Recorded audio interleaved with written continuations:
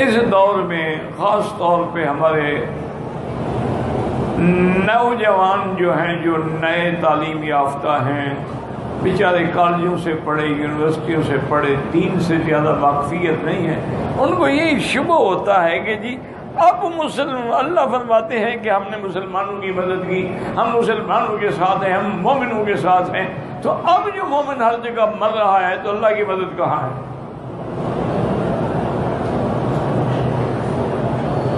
آج کل یہ بہت بڑا اشکال ہے جو لوگوں کے دماغوں میں ڈالا جاتا ہے کہ بھئی وہ مدد، وہ اللہ کی نصرت وہ کیوں نہیں ہے کہ آج ہر جگہ مسلمان، یعنی کشمیر میں نظر ڈالیں، فلسطین پہ نظر ڈالیں، عرب پہ نظر ڈالیں، شام پہ نظر ڈالیں، حلب پہ نظر ڈالیں، آپ برما میں نظر ڈالیں، روہنگیا میں نظر ڈالیں، ہند پہ نظر ڈالیں، جہاں نظر ڈالیں مسلمانوں کا خون بہہ رہا۔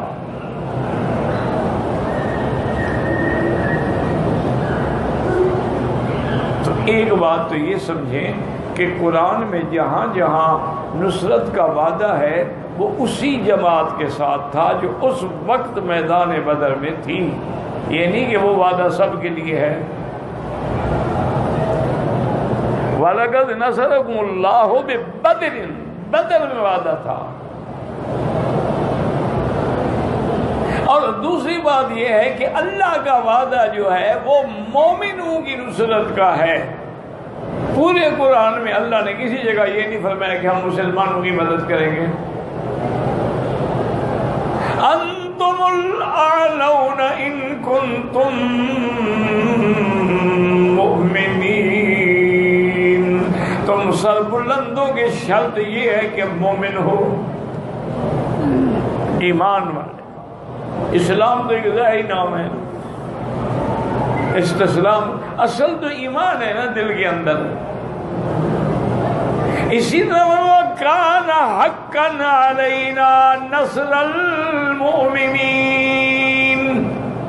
ہم پر مومنوں کی مدد کرنا واجب ہے۔ اسی طرح فرمایا انا لننصر رسلنا والذین آمنوا معه فی الحیات الدنیا، ہم اپنے رسولوں کی مدد کرتے ہیں اور ان کی جو ان پر صحیح ایمان لائے۔ تو اب ہم چونکہ مومن نہیں رہے تو امداد کہاں سے آئے گی؟ اگر آج بھی ہم مومن بن جائیں تو جیسے اقبال نے کہا تھا نا کہ فضائے بدر پیدا کر،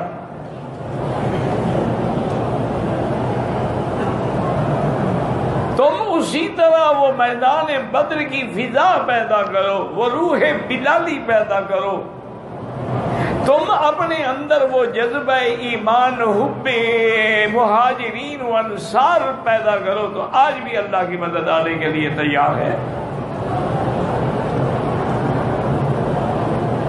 اور دیکھ لیں کہ بدر میں تو میرا مدنی پاک بھی موجود ہے نا، لیکن حضور کی وفات کے بعد حضرت صدیق کا دور آیا، حضرت عمر، حضرت عثمان، یعنی اسلام پھیلتا گیا،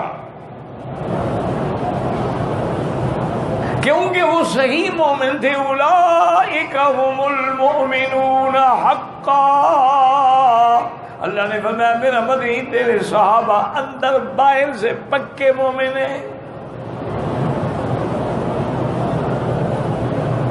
تو جب تک وہ صحیح ایمان والے میدان میں رہے، اللہ کی نصرت ان کے قدم چومتی رہی، اور انہوں نے مشرق سے لے کر مغرب تک اور شمال سے جنوب تک، اسپانیہ سے لے کر ماورا نہر اور چین اور ترکمستان اور اپنا جتنی ریاستیں ہیں، ہر جگہ اسلام کا پرچم بلند کر دیا۔ 80 لاکھ مربع میل پہ اسلام کا پرچم لہرا دیا۔ لیکن وہ مومن تھے۔ جب وہ ایمان والی جماعت گھٹتی گئی تو ہمارے ملک بھی گھٹتے گئے اور ہم پر مار بھی پڑتی گئی۔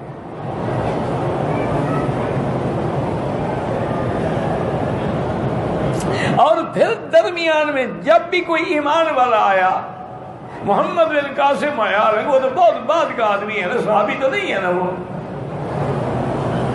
بہت بات کا لیکن صحیح مومن تھا، ایمان والا تھا، سچا تھا، تو نتیجہ یہ نکلا کہ اس نے عرب سے چل کے، بغداد سے چل کے آپ کے دراوڑ اور کراچی اور دیبل اور سندھ کے چپے چپے پہ اسلام کے پرچم بلند کیے، اور جہاں جہاں سے گزرتا گیا ہندو کھڑے ہو جاتے تھے کہ ہمارا دیوتا۔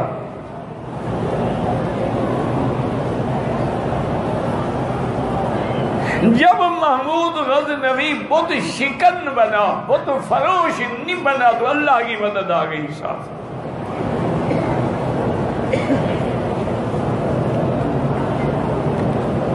اور جب ہم پیسوں پہ لڑنے لگے، اقتدار کی کرسی پہ لڑنے لگے، ہم جناب سرکار کی خوشنودی حاصل کرنے کے لیے انگریزوں کے بوٹ پالش کرنے لگے، تو پھر وہ نصرت بھی ختم ہو گئی، ہر چیز ختم ہو گئی۔ ہمارے بڑے بڑے مولوی بھی بک گئے اور بڑے بڑے پیر بھی بک گئے۔ یہ دیکھا نہیں ہے کہ جتنی گدیاں ہیں ان کی، اتنی بڑی جائیداد ہے، لاکھوں ایکڑ زمینیں کہاں سے آ گئی ہیں؟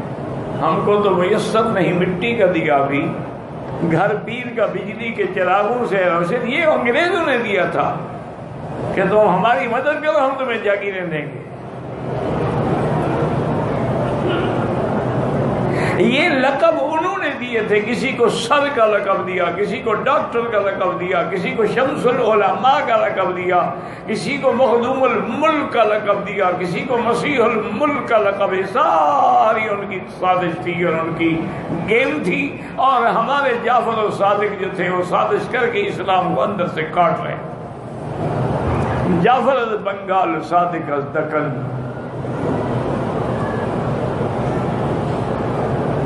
تو یہاں بھی اللہ نے فرمایا کہ ان اللہ مع المؤمنین، ہم مومنوں کے ساتھ ہیں۔ میرے مومن تو بنو نا، اگر تم مومن نہ بنو تو پھر اللہ کی نصرت کیسے آئے گی؟ اور پھر اللہ نے آگے یہ بھی بتا دیا کہ مومن بننے کے لیے کیا کرنا پڑے گا، کہ بھی مومن جو بنے کیسے۔ فرمایا یا ایھا الذین آمنوا اطیعوا اللہ ورسولہ، اللہ کے رسول کی فرمان برداری کرو، اطاعت کرو، جو حکم دے گردن جھکا دو اور جس سے منع کرے رک جاؤ۔ وَلَا تَوَلَّوْا عَنْهُ وَأَنْتُمْ تَسْمَعُونَ، اور جب تم سن رہے ہو، جان رہے ہو، تو پھر اس کی اطاعت سے روگردانی نہ کرو، اعراض نہ کرو۔ وَلَا تَكُونُوا كَالَّذِينَ قَالُوا سَمِعْنَا وَهُمْ لَا يَسْمَعُونَ، تم منافق نہ بنو، منافقوں کی طرح نہ بنو جو کہتے تھے ہم نے سن لیا لیکن لا یسمعون، گویا نہیں سنا۔ کیا مانا؟ جب مانا نہیں، عمل نہیں کیا تو گویا کہ نہیں سنا۔ اللہ فرماتے ہیں ان شر الدواب عند اللہ الصم البکم، سب سے برا جانور اس سرزمین پہ وہ ہے جو حق سننے سے بہرا ہے اور حق کہنے سے گنگا ہے اور پھر عقل سے بھی فارغ ہے۔ الذین لا یعقلون۔ اچھا، ہم نے ان کو ہدایت کیوں نہیں دی؟ وَلَوْ عَلِمَ اللَّهُ فِيهِمْ خَيْرًا لَأَسْمَعَهُمْ، اگر اللہ کے علم میں ہر چیز ہے، اللہ جانتے کہ ان کو ہدایت دینے میں فائدہ ہے تو ان کو بھی بات سنوا لیتے اور وہ سننے کا معنی سنتے اور عمل کرتے۔ وَلَوْ أَسْمَعَهُمْ، لیکن اللہ جانتے تھے کہ ہم ان کو سنوا بھی دیں پھر بھی یہ اعراض کریں گے، یہ منہ پھیر کے چلے جائیں گے۔ تو اس لیے ہمیشہ یاد رکھیں اللہ کی معیت، اللہ کی نصرت آج بھی موجود ہے، لیکن شرط یہ ہے کہ ہم مومن بن جائیں۔ لیکن اگر ہم کعبے کا طواف بھی کرتے رہیں، یا رب البیت العتیق اور ربنا آتنا، ادھر یا غوث اعظم، یا پیران پیر، یا داتا بھی کہتے رہیں، تو اس سے بڑا منافق دنیا میں کوئی پیدا نہیں ہوا۔ ہمیشہ ایک بات یاد رکھنا، منافق بھی تو یہی کہتے تھے نا، جب مومنوں کے پاس آتے تو پکے مومن کافروں کو کہتے ہیں نہ بھاگو ہم تمہارے ساتھ ہیں۔ اس لیے اللہ کو وہ ایمان پسند ہے جو خالص ہو، اندر باہر سے پکا مومن ہو۔ اللہم اجعلنا